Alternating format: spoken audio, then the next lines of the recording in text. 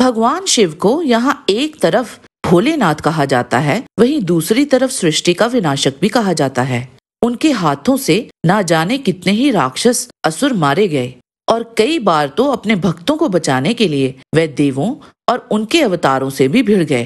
परंतु कुछ ऐसी घटनाएं भी हुई थी जब भगवान शिव ने देवों का ही वध कर दिया। कौन थे वे देवता और क्यों वे महादेव के हाथों मारे गए, ये जानने के लिए वीडियो को अंत तक अवश्य देखें। और अगर वीडियो पसंद आए तो इसे लाइक और हमारे चैनल को सब्सक्राइब अवश्य करें। कामदेव। शिव पुराण श्री रुद्र संहिता 18वें अध्याय के अनुसार जब ब्रह्मा जी से अद्भुत वर पाकर तारकासुर अजय हो गया था और उससे सब देवता और समस्त ऋषि दुखी हो गए थे, तो इसके निवारण हेतु इंद्रदेव ने कामदेव को बुलवाया और उन्हें बताया कि ब्रह्मा जी के वरदान के कारण तारक दैत्य का वध केवल भगवान शिव के पुत्र के हाथों ही संभव है। भगवान शंभु गिरिराज हिमालय पर उत्तम तपस्या में लगे हुए हैं और कामना के वश में बिल्कुल भी नहीं है। मैंने सुना है कि पार्वती जी अपनी 2 सखियों के साथ उनके समीप रहकर उनकी सेवा में रहती हैं। उनका ये प्रयत्न महादेव जी को पति रूप में प्राप्त करने के लिए है, परंतु भगवान शिव अपने मन को संयम और नियम से वश में रखते हैं।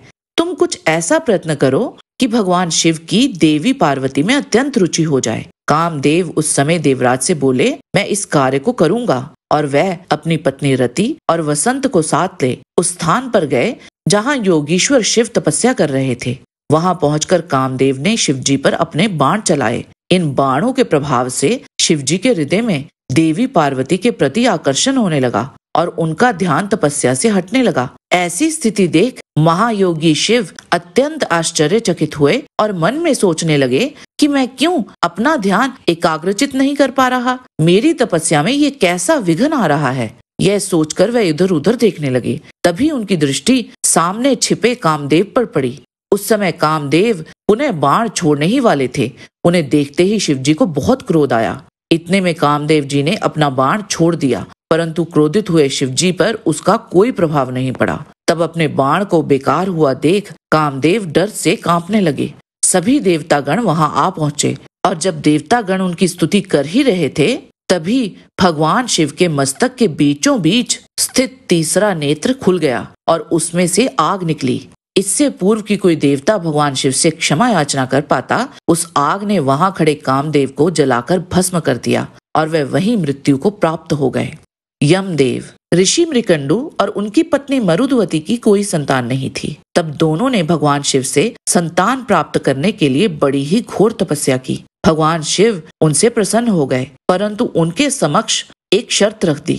शिवजी बोले कि मैं तुम्हें 2 विकल्प देता हूँ। पहला, एक ऐसा पुत्र जो अति बुद्धिमान एवं धर्मपरायण किंतु उसकी आयु केवल 16 वर्ष तक की होगी, और या फिर एक ऐसा पुत्र जिसकी आयु तो बहुत होगी पर वो दुष्ट स्वभाव वाला और सुस्त प्रवृत्ति का होगा। ऋषि मृकंडु और उनकी पत्नी ने तुरंत पहले विकल्प को चुना और इस प्रकार उनको एक पुत्र की प्राप्ति हुई और उसका नाम उन्होंने मार्कंडेय रखा। जब मार्कंडेय ने अपने जीवन के 16 वर्ष पूरे कर लिए तो उसने अपने माता पिता को बहुत उदास देखा। पूछने पर उन्होंने भगवान शिव के वरदान के बारे में बताया। इस पर मार्कंडेय मुस्कुराए और अपने माता पिता से कहा कि वे आशा न खोएं। वह तब समुद्र तट की दिशा में निकल पड़े। वहां उन्होंने रेत में भगवान शिव का लिंगम बनाया और एक पैर पर खड़े होकर वह पूरा दिन भगवान शिव की भक्ति में ऐसे ही लीन रहे। मार्कंडेय जी के जीवन का 17वें वर्ष का पहला दिन आ गया तो मृत्यु के देवता यम के 2 दूत मार्कंडेय जी को पृथ्वी से ले जाने के लिए आए।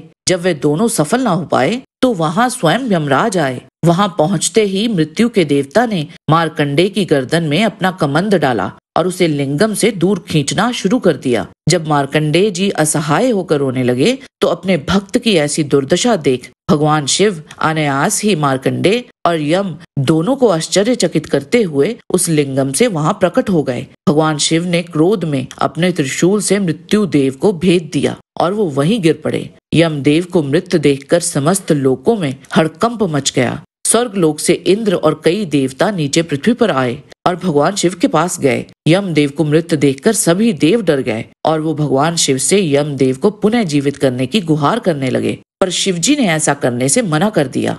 यह देख मार्कंडेय जी ने स्वयं भगवान शिव से यमदेव को क्षमा करने की गुहार लगाई। तब भगवान शिव मुस्कुराए और यमदेव के मृत शरीर में प्राण डाल दिए। सूर्यदेव।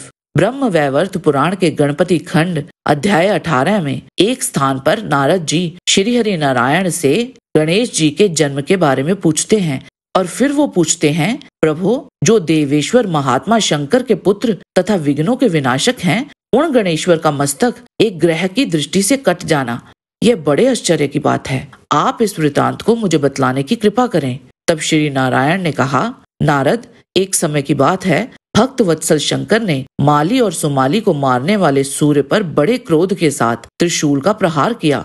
वह त्रिशूल अमोघ था, अतः उसकी चोट से सूर्यदेव की चेतना नष्ट हो गई और वे तुरंत ही रथ से नीचे गिर पड़े। जब कश्यप जी ने देखा कि मेरे पुत्र चेतनाहीन हो गया है, तब वे उसे छाती से लगाकर फूट फूट कर विलाप करने लगे। उस समय सारे देवताओं में हाहाकार मच गया। वे सभी भयभीत होकर जोर जोर से रुदन करने लगे। अंधकार छा जाने से सारा जगत अंधीभूत हो गया।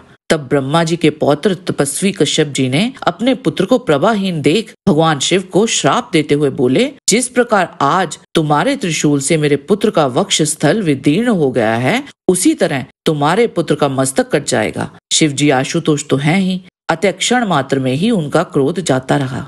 जय शिव शंभु भोलेनाथ। आज के वीडियो में बस इतना ही। आशा करते हैं कि आपको हमारा ये वीडियो पसंद आया होगा। कृपया इसे लाइक और शेयर अवश्य करें। किसी भी प्रकार की त्रुटि के लिए आप सबसे क्षमा याचना के साथ आपसे निवेदन है कि प्रेम पूर्वक परमपिता परमात्मा को मन में धारण करें और बोलें, वैदिक सनातन धर्म की सदा ही जय।